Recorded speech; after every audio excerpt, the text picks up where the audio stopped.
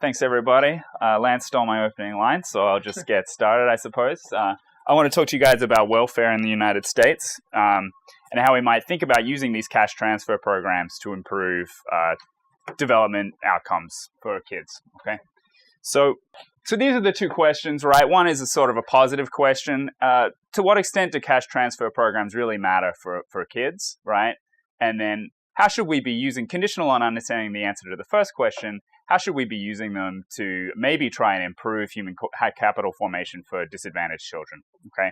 And the focus, I've made it more or less implicit, the focus here is I'm going to look at programs in the United States, but we could import this analysis to other first world countries, at the very least, probably. So the first observation is essentially that this question is somehow equivalent to asking the following, right? How does the trade-off for between income and leisure, or what we might call the income-leisure locus, affect child development outcomes, right?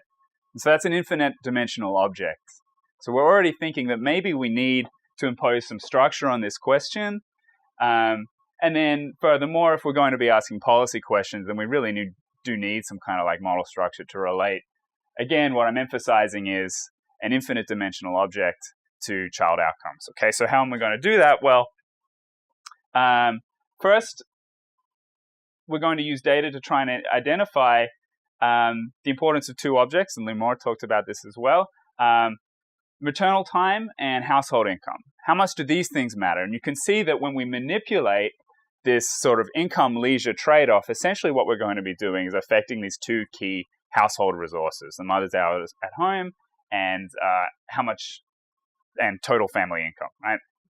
So if we can do this, and if we can do it in a model of labor supply where the response to different policies is fully articulated, then we can finally start asking normative questions about, what should the shape of this trade-off be? If we really are, as a government, going to go in and offer cash transfers and play with the shape of the income-leisure trade-off, then what shape should that hold if we care about the skill outcomes of kids in those families?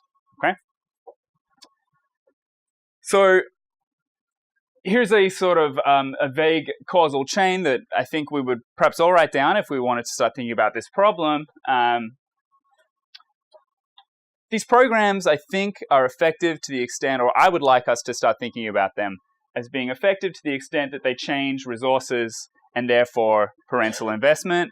And investment is really what shapes skill outcomes. And we know that there's a whole wealth of evidence to suggest that this is indeed true. Okay, but if we look more specifically at the evidence about changes in cash transfer programs and whether or not they do indeed affect child outcomes, well, there are some pretty nice examples of that being applied in the last 10 years as well. Basically, the bottom line here is to the extent that we have indeed seen changes through the 1990s to, and even earlier in some cases, to the social safety net in the United States, we have been able to correlate those exogenous changes with changes in skill outcomes, in particular cognitive skill outcomes. And in the case of one of these papers, in terms of future income. Okay. So what about policy, though? Well, there's a field of work that sort of looks at how we might be able to manipulate, or if we thought that we could introduce programs that sort of directly influence the incentives to invest along different margins. These papers are not particularly comparable to each other, but there are important normative questions about the timing of investments and their generosity and so forth. Okay, when it comes to the design of policies that don't actually mess with the marginal incentive to invest, but merely sort of mess around with total resources, research is a little thin on the ground. Okay, and this is where I'm trying to operate here, is to say, okay, well, what is it even possible to sort of, in a sensible way, write down a policy design problem or think about the optimal shape of a transfer program? Okay, and I'm going to, I think, convince you that it's not impossible. The model that I'm proposing that we use to interpret this question is stylized in some dimensions, but it's very tractable and transparent in terms of how we're going to identify it. And I think with those things, you can sort of then produce an answer that we should care about. Okay. So here's what I want to do today. I talked a little bit about what the basic issues of policy design here are, but I'm going to spend a little more time on that, and we're going to identify basically what we can think of as 2 key causal parameters, or 3 key causal parameters that are going to basically affect what we think an optimal policy might look like. And I can show you a little theoretical result that says, yes, indeed, these are the parameters in a stylized version of the model that we should care about. So that is empirically what we should devote our attention to. Then I'm going to show you the model and how we can sort of embed these ideas within a dynamic investment framework where mothers are making labor supply and program participation decisions and making dynamic trade-offs between the value of time and money today vis-a-vis her own consumption and leisure, but also the skill outcomes of her kids, right? Which are all sort of loaded into the future. Okay, so we want this model to be sort of dynamic and have these features, but also easy enough for us to work with and solve, and maybe think sort of in plain spoken ways about the identification issues that arise. Okay, and that's what we'll be able to do here. And then with that in mind, I'm going to try and estimate the thing, and I have some sort of preliminary results that offer, I think, the first steps sort of getting to the end of this research program. Okay.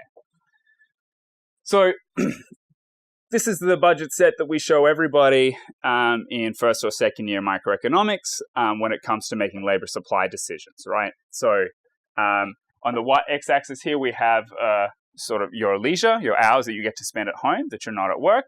On the y-axis, we have your income. I've got this in monthly dollars, okay? And of course, if I want to spend all my time at home, I'm free to do that without any government intervention or external sources of support. I get no consumption when I do that. So I'm going to choose a point here along, choose my indifference curve to be nestled beautifully against my budget set, right? Now, the government comes in and offers me taxes and transfers and distorts the shape of this budget set, right? So this is a case of a mother who's participating in welfare. She lives in New York in 1996, and she has 2 kids, all right? So the state of New York says, we're going to give you, if you do nothing and you're a part of TANF and you're on food stamps, we're going to give you roughly $750 a month. If you'd like to work, you're free to do so. We're going to phase out your income in the following way. The federal government is saying, well, we're going to try and incentivize you to work by offering the earned income tax credit. So we're slightly undoing what the state government is doing, but we don't care about those things. The aggregate effect here is just that at each point in time, you have the slope of this trade-off, and because of the way governments work, it's crazy looking. Okay, so we have this sort of non-convex budget set, but you can already see then that what's going on when the government steps in and offers cash transfers, they're messing around with these resources.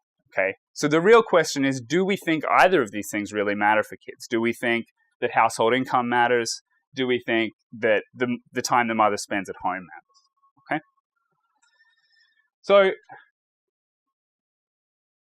this is what I propose as being our sort of framework for policy analysis. If we were to write down a simple outcome equation without thinking too much about a model, you might not write down exactly something like this, but there's a reason that I'm going to write this specific outcome equation down, okay? YIT is the mother I's income in time t. Here's her hours at home. Delta naught and delta 1 are going to be these 2 key sort of causal parameters. And if theta here is our vector of child skills, okay, next period, it's a function of these things, but also of skills today. So there's what we like to call dynamic complementarities at play here as well, right? Okay, so I'm going to show you a model today that gives us exactly this outcome equation, okay? But for now, you should already be thinking, if I write this equation down, I need to be worried about what's showing up in this residual here, right? Because, this looks a bit like a Cobb-Douglas production function, right? But I know that income and how much a mother works is very much related to the things that I'm not seeing in this equation, okay? And that's going to be a problem. So we don't need a model to tell us that, but certainly that is what the model here produces. And there's 2 specific sources of endogeneity that we have to take care of, okay? So first of all, these coefficients that I thought might be important to sort of determine how important time and money is, they're related specifically to structural parameters of the model. Delta X is is the Cobb-Douglas share of monetary investments on skill production. Delta Tau is the Cobb-Douglas share of time investments. Okay. Delta Theta is our dynamic complementarity sort of matrix. If I think of this as being a vector of skill measures, cognitive and non-cognitive. Here we have the mother's TFP of investment. Okay, so how good every mother is at parenting and raising their kids is reflected in this, and this might indeed be correlated with her capacity to earn and her propensity to work, right? In fact, it very surely is. Finally, we have another endogenous residual that comes from missing, what we call the missing investments problem, right? That income and hours are not real investments, they're just total resources. And mothers are going to take a fraction of that and actually invest it in their kid. Here that's showing up in the residual, and we know that this is also going to be correlated with outcomes, okay? So we have two separate sources of endogeneity.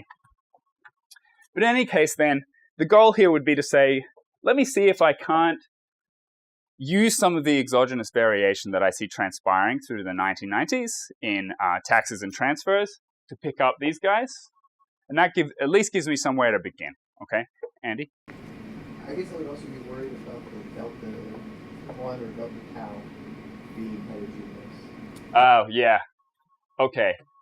Like even the sign. Mm-hmm. Okay, so good question. If you're worried about that, I'm not going to give you a solution to that today. I think there's certainly a way I might be able to do that with the methods I'm proposing to use. I haven't done it yet. I think to the extent that we're interpreting this as a Cobb-Douglas share, it's sort of, let's re-exponentiate this thing, right? Okay, no, I'm going to try and talk my way around it. I'm going to say to you, yes, that's a problem. Then no, I'm not going to deal with it. Yeah, exactly. Dean, would you like to ask a question? I didn't understand why you're separating out epsilon IT and eta IT. I mean, why okay. Can't I just? Okay. I'm only noting them separately in the sense that this eta IT is completely exogenous to everything else that's going on. We'll think of that as a developmental shock that is truly exogenous to the other stuff. This epsilon IT is going to be, you'll see that it's a function of preferences and therefore correlated with hours and income and endogenous. Can I ask you another question? Yeah, so of course. What was on the previous slide, you had a non-convex budget set. Is that going to factor into a difference or something between the points on that non-convex set going to factor into things? What should I take out of this? Okay, so essentially the model is going to deliver what we'll call an augmented labor supply problem in which I'm deciding how much to work based on how much I value consumption relative to leisure, but also how important income is to my kid right now versus how important time is and how much I value those things. So I'm going to choose my labor supply. I'm going to decide to live somewhere along this y-axis. And the shape of the budget set, that's going to be a discrete choice problem. So I choose 0, 10, 20, 30, 40 hours. But the shape of the budget set very much determines where I'm going to end up. And to the extent that this part is exogenous, that's what we want to exploit here to try and back out these causal parameters. Does that make sense? The non-convexity, you're not going to highlight that you could. Yeah. So I'm not going to use there has to be a mass point here. No, it's too hard. There's too many of these little points in all the budget sets. Yeah. If you don't spend time with your kid, is someone else going to spend time with your kid, and is the productivity of that time of someone else's is going to be factored in? Right, exactly. And I think this comes back to Andy's question as well, because really what you're going to end up identifying here is the difference in the productivity of your own time with whatever the outside option is that you solicit. What we'll see in the data we have is the mothers largely use informal care, either a family member or a neighbor. So you might think about this as identifying the difference between the value of her time and formal care. That's important, though, because it's going to limit us in terms of the scope of the policies. I'm interested in this paper in just looking at transfer programs But if you wanted to talk about, listen, what's the optimal combination of a transfer program with childcare subsidies? We don't have the architecture here to answer that question, right? So, yeah. It's not called a subsidy, it's an investment. Right, okay, sure. Jin. Very quick question. So your upstream IT, Yeah. do you assume that one is a template shop or like a system shop? You'll see that this is going to be a function, an explicit analytic function of preferences. So it's only a shock to the economist who may not see what those preferences are. Okay. Okay. So you're gonna think about doing sort of some IV regression or kind of control function estimation of that or something. Exactly, Okay. or a So little you bit can of use both. Marginal treatment effect type Yeah. stuff to estimate distribution theory. Yep. Potentially. If I had really good instruments, I think I could. If I had crappy instruments, which I do, then maybe not. But anyway, I think hopefully it's taking shape in your mind that this is going to be a really important part of the problem, or an important piece that's going to determine our answer to this optimal policy question. But it's missing a really important piece, right? Which is just exactly how do mothers respond to changes in this budget. So this all needs to be embedded in a model of labor supply. Nirav and then Stefan. I'm gonna miss something, but in what sense are you saying things are optimal? What's the objective? Yeah. Okay. I'll tell you in a sec. I'll tell you in a second. But you didn't miss anything, Steffi. I'd like to understand some of the mechanisms why you think money, cash transfers, Ah. how do they impact the skills? Is it psychological channel? Is it less stress in the household? Okay. Just would be good to understand that. Yeah. So my understanding, which I admit is sparse, of the psychological theories of the mechanisms, is that income can reduce parental stress. Parental stress is correlated with not just aggression and patience in parenting, but also consistency of parenting practices. And this is like very much a focus, or identified as something that's very important in sort of the developmental literature, is just to make sure that your approach towards discipline and rules and so forth is consistent, and that changes in income can affect that. So this is not in the model, because we're going to think of income as being the theoretical mechanism here is simply that there are monetary investments like buying toys for my child that cost money, and that's the only causal mechanism operative in the model, if you like. So I think to the extent that we are abstracting away from that, I would like to focus on those things. You can think of it as being, cognitive development in particular. One of the keys is that you create an environment for your child that increases in complexity as their cognitive capacity grows. And to some extent that costs money, right? So I buy my kid some kinds of toys, but eventually they master them and they grow tired of them. So you've got to get them something else, right? And that's going to be a function of how much money I have to spend on those things, and also how much I care about those things. Probably need to show us something on that households are intra or infra-marginal with respect to purchasing these goods. Right. So what I'm going to show you is that essentially, to answer this question, in my version of the universe, in my model, that marginal propensity is heterogeneous, but it's not going to affect how I identify. Basically, it's showing up in this residual. Okay. So that's the setting we're working with here. And to get back to Nirav's question about what we think about optimal policy, well, okay, I'm not.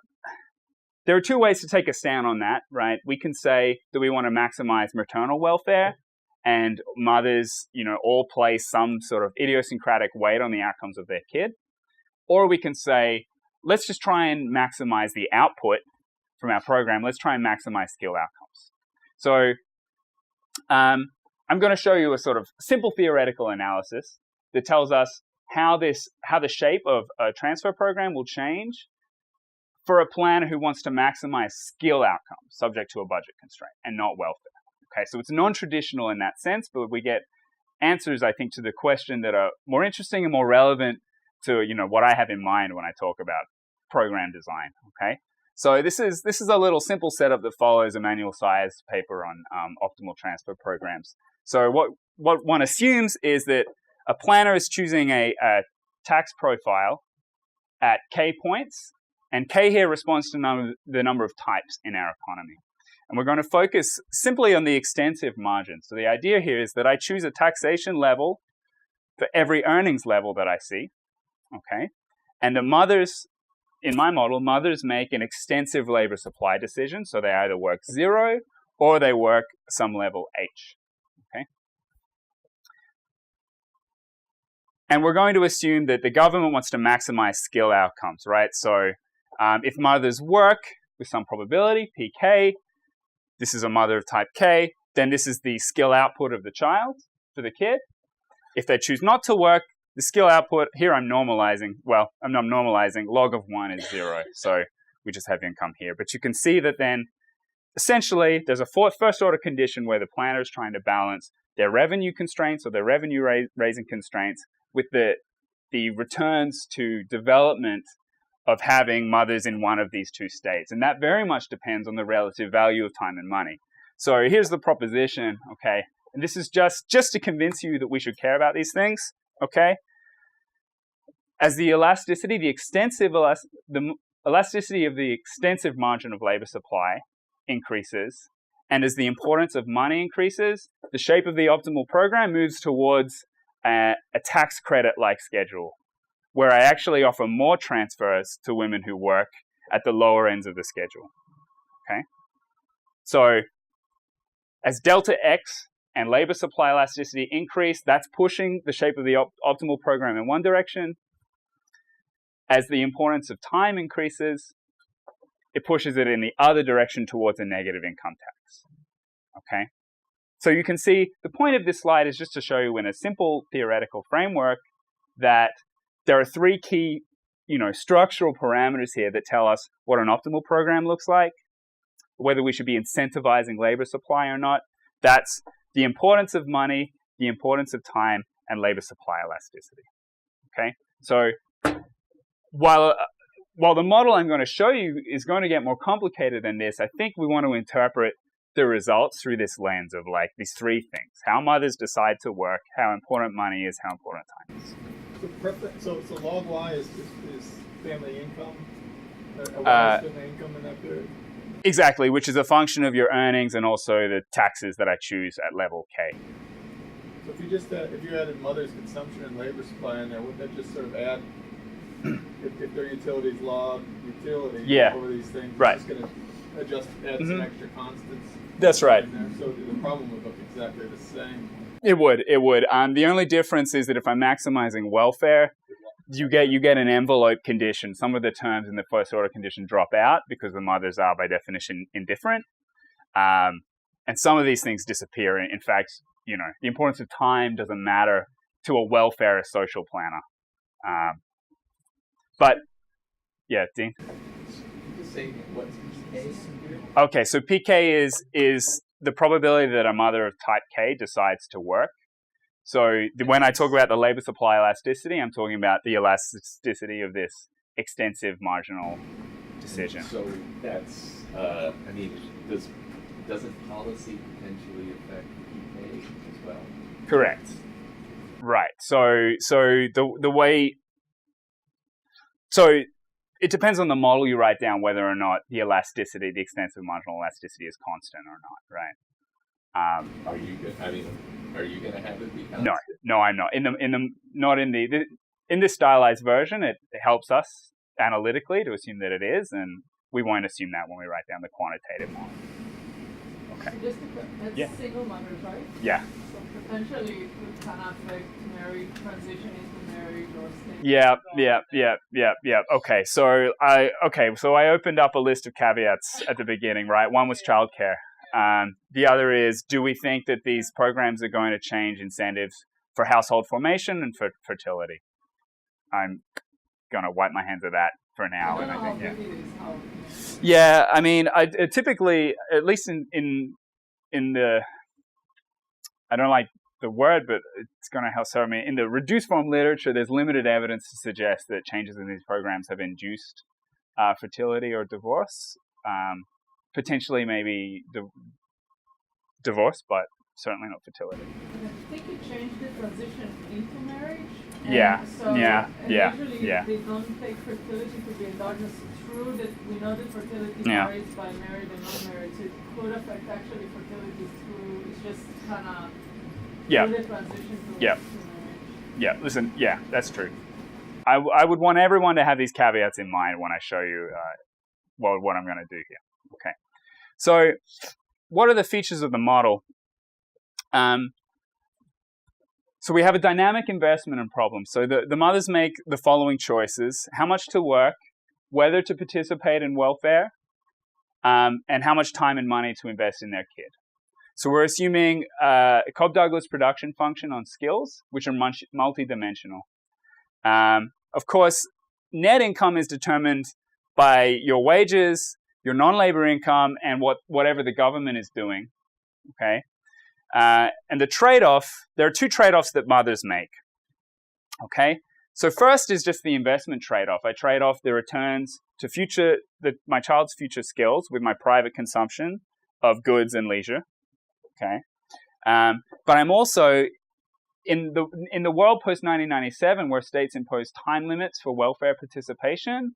I also have to decide whether I want to participate in welfare today or save that for tomorrow or a future period in which I might receive an income shock. So there are two dynamic trade-offs at play here. Okay. So the state of the model here is the wage, any income that's coming from non-labor sources, your use of welfare, that is your cumulative use of welfare if we live in a post-time limits world, and all the other government policies. Okay. So here, if you see a W, it means wage. N is non-labor income. This omega, not that you'll see it much, is cumulative welfare use. And Z is like a very big, long vector of variables that define the federal and state policies that apply to this mother in her particular year. Okay. So we have this Cobb-Douglas skill production function. Okay, these eta you recognize. These are exogenous to everything. We'll just think of them as developmental shocks. This mu I you should also recognize. This is what we think of as the mother's TFP of investment. Okay, here we have monetary and time investment. So this doesn't look exactly like the outcome equation before, because before I had in place of monetary investments net income, and I had in place of time investments hours at home. Okay, and this is as good a time as any to forecast the idea here. I'm going to give you a model where mothers have a constant marginal propensity to invest in time and leisure. So in other words, investment policies are linear in time and money.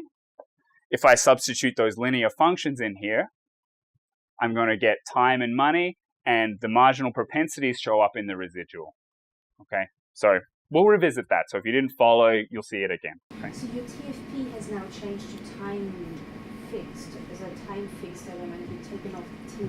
Yeah. So that it can't change as a cause of the extra financial resources. That's the crucial assumption you're making. Yes, that is a crucial assumption, that this is something like a fixed effect here. Yeah. Yes, you don't become better at parenting through the money. You can only purchase correct. Education goods. Correct. Good point. That's right. Okay. The current stock of skills.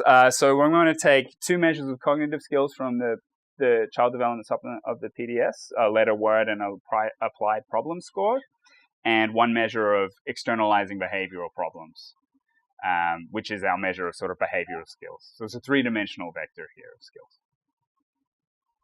Okay, so the budget, it depends on the stuff that you summon yourself, but also what the government decides to give you. Okay, so this is again that mother of two children in New York in 1996.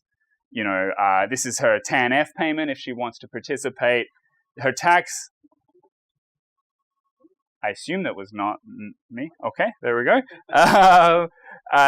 Taxes, of course, are progressive. So the EITC says we're going to give you money over a certain span of earnings.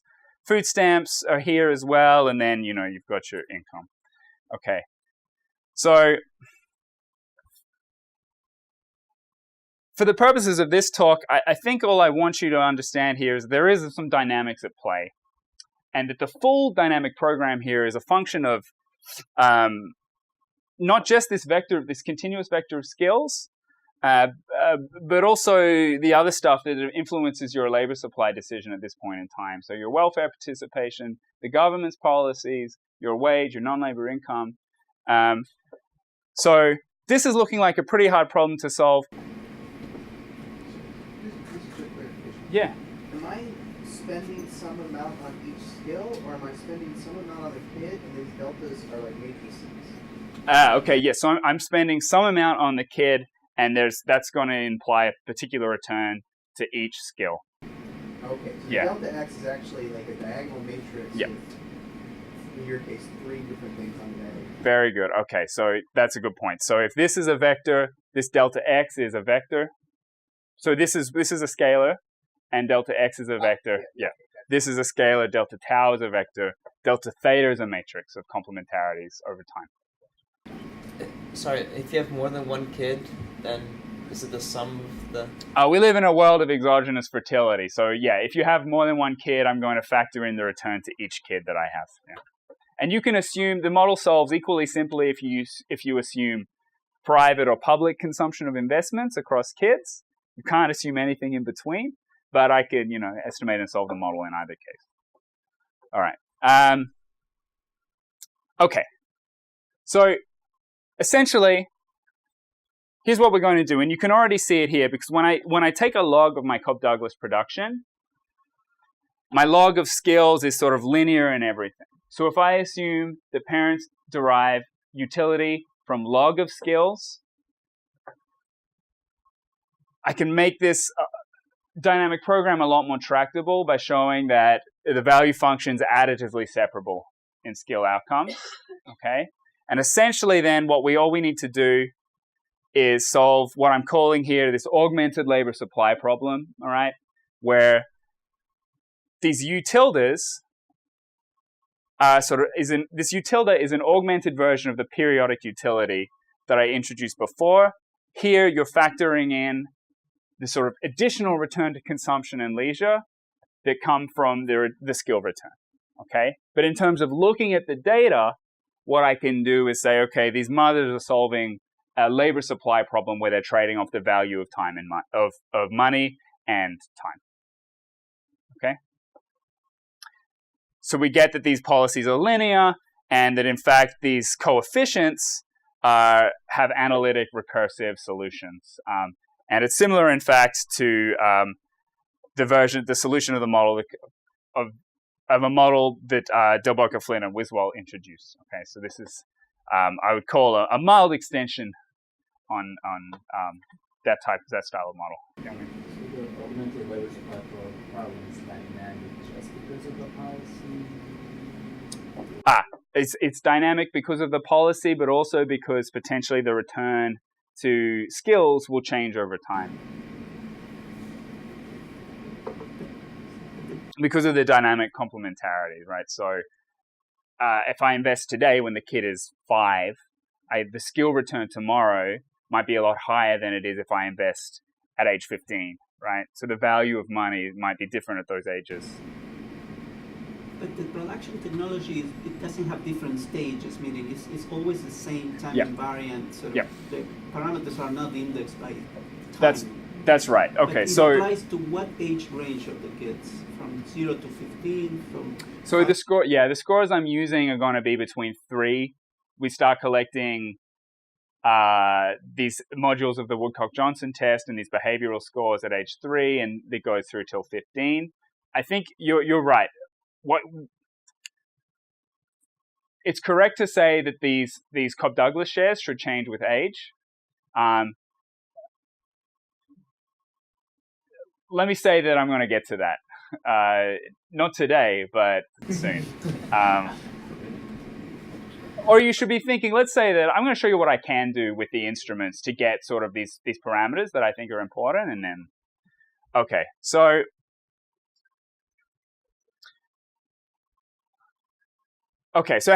how does estimation work? This is exactly what I wanted to show you before, okay? So this is the outcome equation that I was promising you, where I have my two endogenous residuals showing up here, my mother's TFP, and this residual that comes from the marginal propensities to invest time and money. Okay, and both are going to cause problems. Essentially, I'm not going to be able to estimate this thing with OLS, right? I'm going to need to think of instruments or something to help me out here. I could just impose the model structure to do it, but I'd like very much to not have to do that. Because if at the end of the day, if I can give you estimates of these things that seem somewhat credible, you might be more inclined to believe, everything else that I do. So these fees are what? The marginal propensity to invest.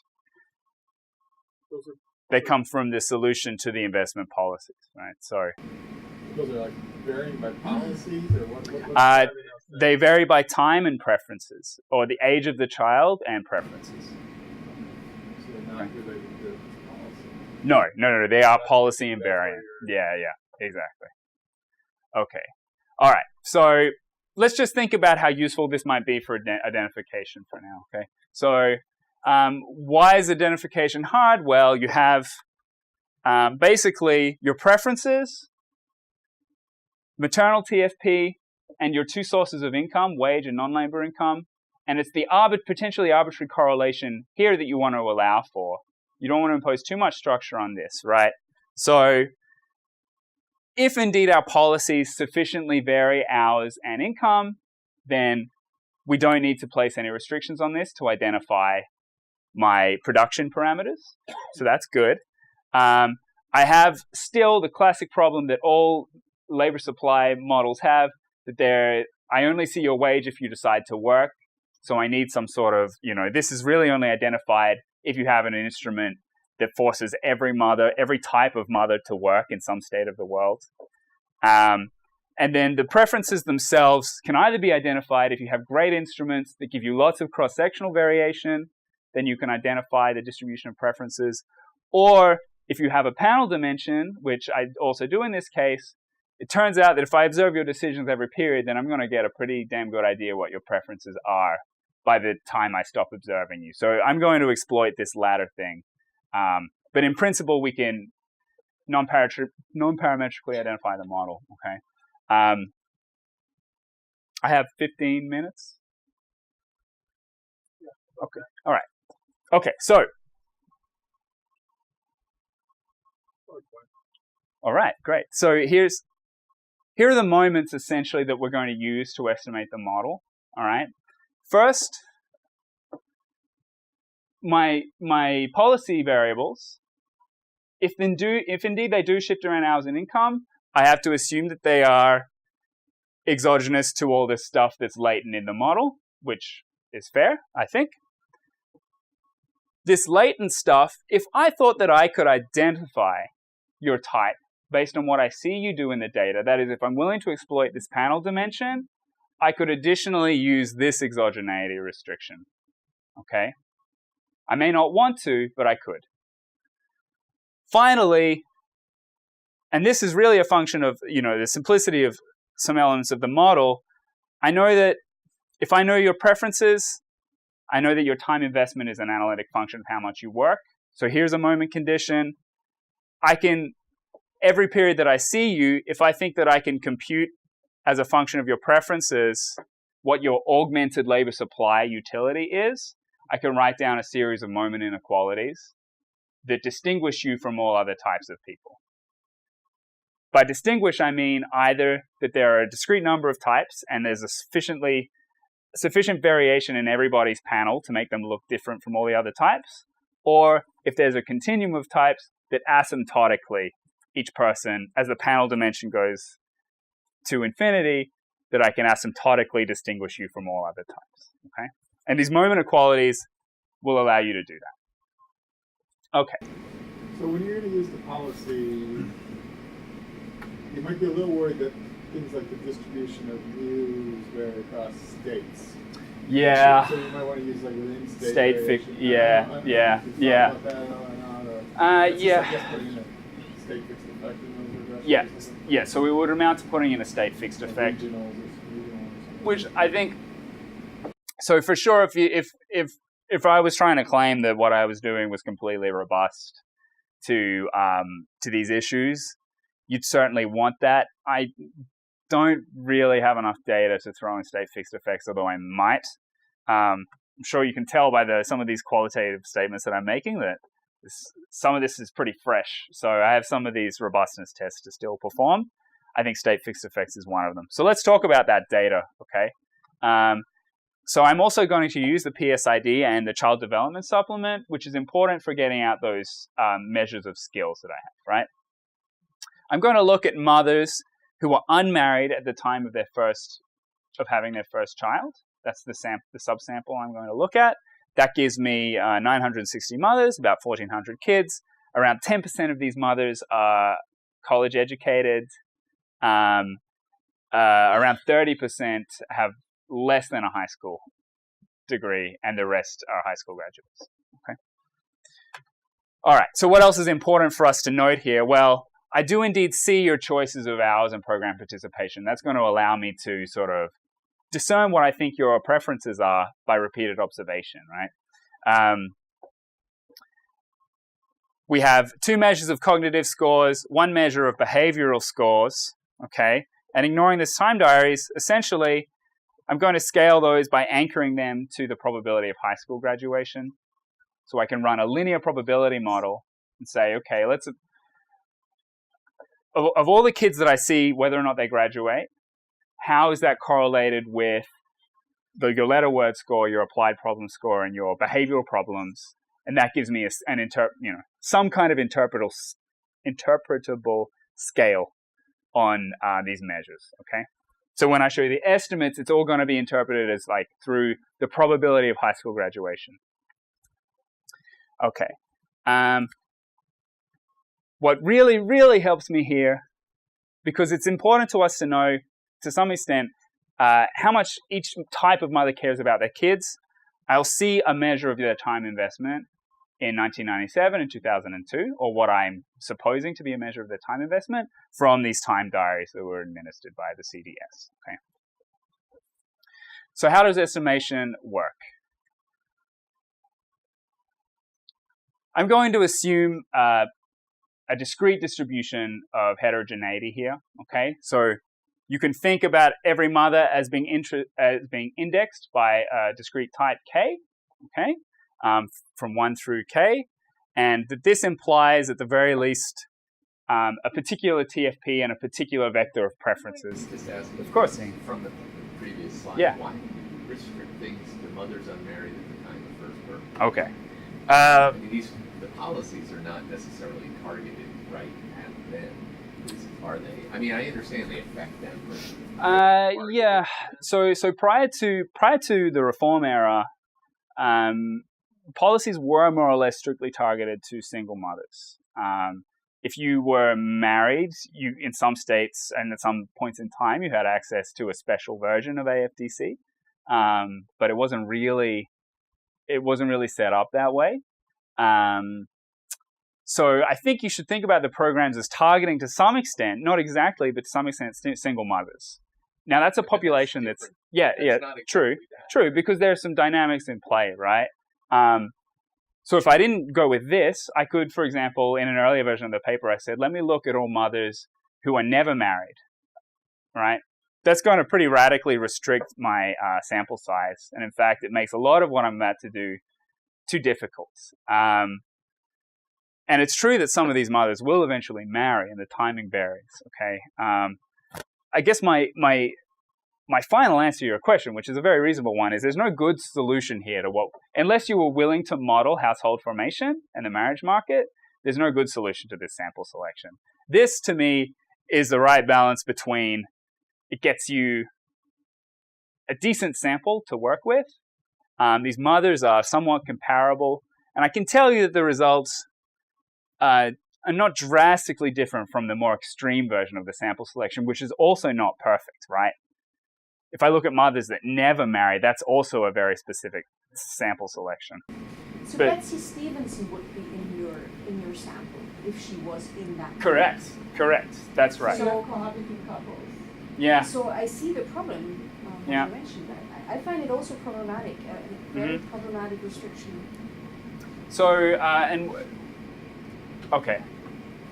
And the problem also it has like education gradient, because we know that educated women are much, you've had increasing single parenthood over time, single motherhood, but the educated women are much more likely to be married, and probably they are usually cohabiting and then transition into marriage. It's just that the age of marriage went up. Right. So when you change the sample, you kind of the education composition. Right. So, okay. So what features are we worried about specifically, right? In terms of the causal inference, is it? I mean, I think the key thing on my mind is if some of these mothers marry, and look different, then maybe their value of time is different. But if I have a structure here that accounts for latent heterogeneity, so to some extent, if there are mothers here that have brighter futures, have partners that are more able, it's going to show up in TFP, right? And it's not going to be correlated with my instruments.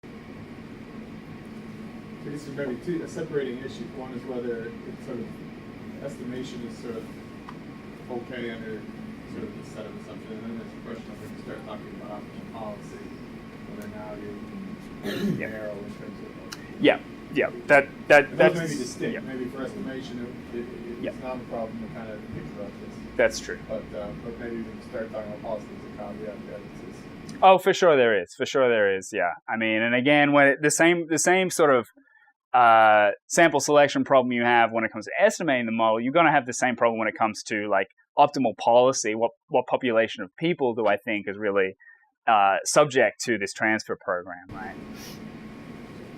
This is more simpler.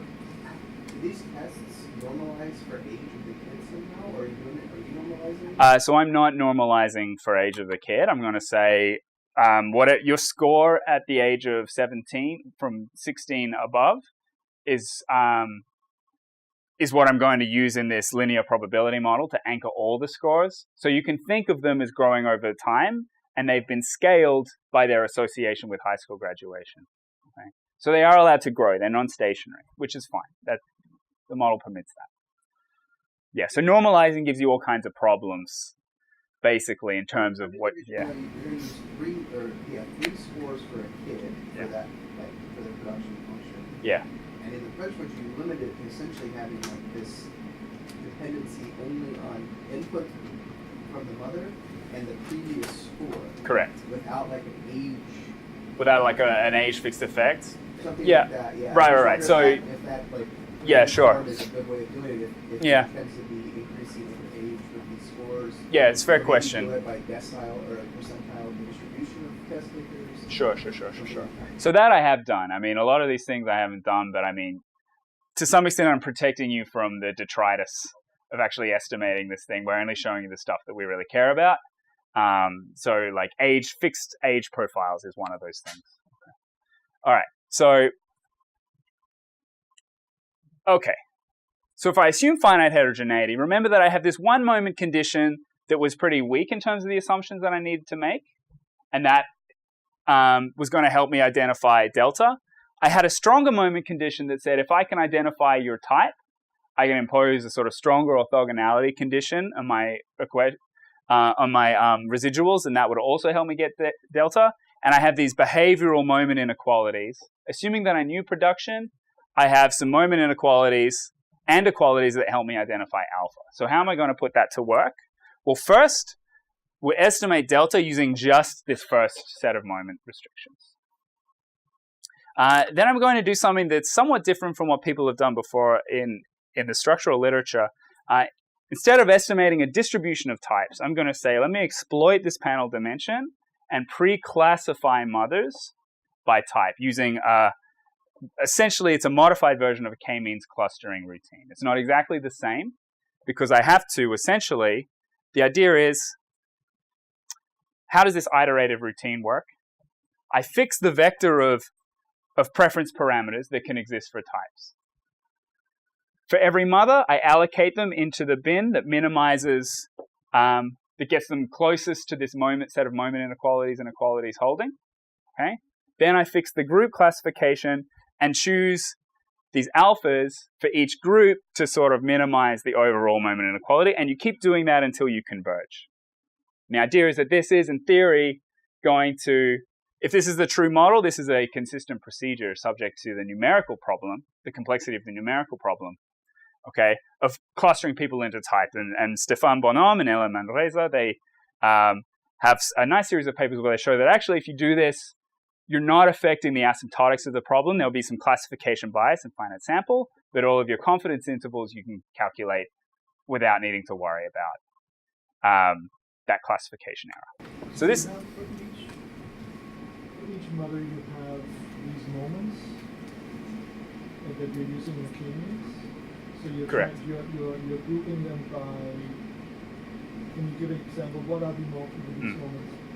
Right, so one example would be here, if I see you're working 20 hours a week and you're earning this, okay, that means, and you're not participating in welfare, that means you prefer that, given the current parameters I've assigned you, you prefer that to working 10 more hours a week or 10 fewer hours a week, and also not participating or indeed participating in welfare, right?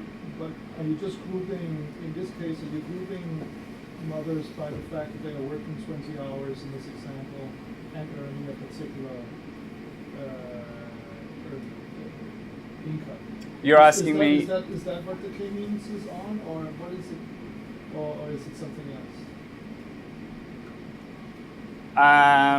You're creating groups of mothers right. that are similar in characteristics. And I guess I'm more... Oh, okay, okay, all right. That you're using no, so that's... I mean, I might be implicitly doing that, but I'm... Characteristics is the wrong word, but what is it that you're grouping by? So the idea here is that asymptotically, this equality and inequality will only hold for the exact right type. So if there, imagine that I knew what the alphas were, right? Then I could classify each mother by minimizing her deviation from this set of, or getting these moments as close to zero as possible, right? And these moments are what? Okay, so for one example is this labor supply decision. So if I see you working H and earning this much, then I know that this has to be in expectation greater than or equal to the utility that is implied you get from working 10 hours more or 10 hours less, or participating in welfare when you weren't before, or vice versa, right? And so that's, so you might implicitly then sort people by other characteristics, but I'm only sorting you based on what your revealed preference is. Okay? So I didn't know that this was going to work, but I think it works really nicely, and I'll show you a slide in a second, okay? So here's how I'm sort of at the end of my tether here, I suppose. So, okay, let me say this. Here are my estimates of the importance of time and money for my three skills, okay? Now, in these two versions of the estimates, I'm using that extra control condition, the slightly stronger version of the moment condition. In this first estimate, I'm just using the policy in a two-stage optimal GMM, nonlinear GMM framework, okay? So, I think the point here is just to say, well, the rough magnitudes of these things are pretty similar, whether or not I choose to use this extra model structure, okay? And in fact, if I just use IV, I'm sort of doing okay, I think. At the end, what I'm going to do is choose estimates from the sort of joint procedure that use everything. But this sort of shows you what my estimates would look like if I only chose to use one of these moment restrictions and not the others. Okay? But again, you should see, okay, for time, the idea here is, well, let's look at this estimate here. How do I interpret this? This is saying that a 100% increase in time at home would lead to a 5 percentage point increase in high school graduation, ceteris paribus. Okay, so there are funny things going on by how much time at home can increase and decrease. So, don't be shocked by that magnitude. But the same thing could be said for income. Let's say here, I have an estimate of 2.5. This is saying a 100% increase in household income is associated with a letter word score increase. Sorry, causes a letter word score increase that is associated with about 2.5 percentage points in high school. These are causal estimates on the skills, but don't think that they're causal impacts on high school graduation rates. Okay, this is just an anchoring thing. Okay, so this is how these clusters end up looking, right? So this is for 7 types, which is what I've used in estimating the model so far, and you can see that you've sorted mothers into bins where clearly there's a lot of distinction in terms of how much they work. That reveal preference stuff sort of tells me that there are some mothers that work not very much. They have sort of the lower wages. There's a lot of noisiness here, as you can clearly tell. I have about 100 mothers in each type, so you can see why it would be so noisy. And these mothers, red and blue type, are quite dependent on welfare, and they take a big hit in the post-reform era, right? So this heterogeneity is sort of helping me to, I think, interpret my estimates, but also it's sending me a clear sign that some others were going to do very well in the post-reform era in terms of producing outcomes for their kids, and some others are not. And it sort of depends on their willingness and responsiveness to work and their responsiveness to labor supply, and their dependence on welfare. So you're using the model models to prove. If I had gone and done a completely sort of, I hadn't used the model at all, and I had gone and said, for each mom I know the hours, I know the wage, and I know the welfare, and I'm going to start grouping them. Yes, just correct. Doing straight k-means on that. Yeah. How different would the grouping be? Great question. So I think approximately it would be the same. The problem is that procedure wouldn't be consistent given the assumptions, the empirical assumptions that I'm making, right? So two mothers that are the same type but live in different states, they're going to have different hours based on sort of the permanent differences in state policies. So, and the key condition for consistency for k-means, right, is that those moments will be the same for the 2 types of mothers. So I have to use behavioral equalities and inequalities to say, okay, here are the moments that are the same for every type, or that uniquely identify types. So I think this is as good a point as any to stop. I have some nice. What are the groups? I mean, like, how do you form a group? What is type? Alpha is you have 7 alpha values or something? Okay, so you guys are interested in how the clustering routine works? No, just what parameters are varying across types? Okay. So you normalize the value of consumption to 1. Then you've got how much you care about your kid. That's one parameter. You've got how much you care about leisure. That's your other parameter. You've got how much you like or dislike participating in welfare. And you have how much you dislike working.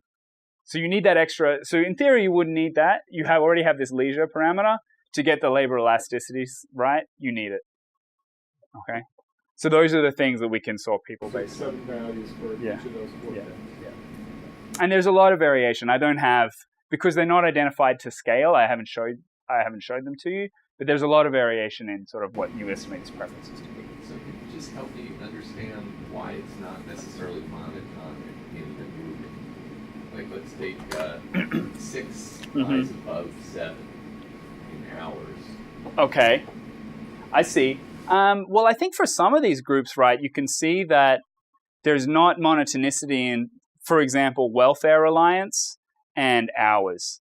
So here's an example. Blue and aqua seem equally reliant on welfare, but they work quite distinguishably different amounts, right? And part of what I'm doing, part of the art of selecting the right number of types is deciding, okay, like how much is adding the extra type get me in that sense? And, stopping at 7 was a function of sort of running out of, you don't want the bins to be too small. But also, at some point the patterns start to disappear and you get 2 types that do look equivalent to each other. So how much do small variations in the model impact how many types you get and how these 3 pictures look? What do you mean by small variations? Well, done quite a lot of type analysis myself in Yeah. previous research, and this type analysis, Yeah.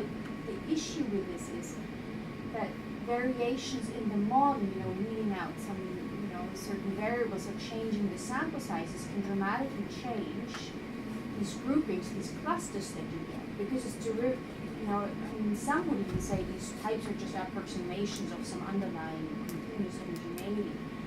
But if you start interpreting these types, and I like this that you show these descriptive stats on these types, and you could go even further than that, but it's very sensitive, these groupings to model specification, sample sizes. Oh, I so see. on. So how I write down the What- parametric yeah, what you specification of control, utility? Exactly. Yeah. Yeah. And so Okay. that can change dramatically. Yep. So I just Yep. ask you, Mhm. how would this picture be changed if you, for a series of robustness checks and model specifications, and how do you interpret these types? Or Yeah. is this just, Yeah. Okay. That's a good question.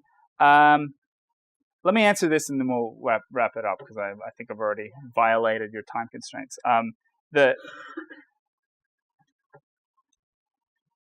To some extent, the specification of the model comes from the least that I need to get sort of the right changes in hours and labor supply. I think you're going to see these general patterns emerge, even if you do, as Rasmus suggested, a more naive version of k-means, where you just look at moments. You're going to get something like this showing up. Okay. So my sense is it's not going to be super sensitive to that, but I'm for sure this is something that I should check.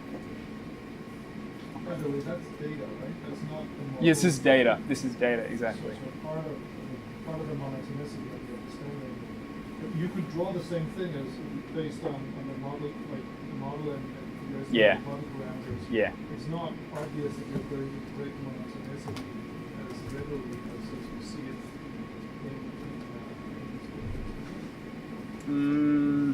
Okay, well, so there's a subtlety here, right, which is that the inequalities are going to be sufficient to distinguish people, but not to distinguish the scale of utility relative to how much I value consumption. So if I want to estimate utility parameters, I have to now go back and say, okay, these moment inequalities, they're moments and not strict because of some assumption about shocks to the utility of each option.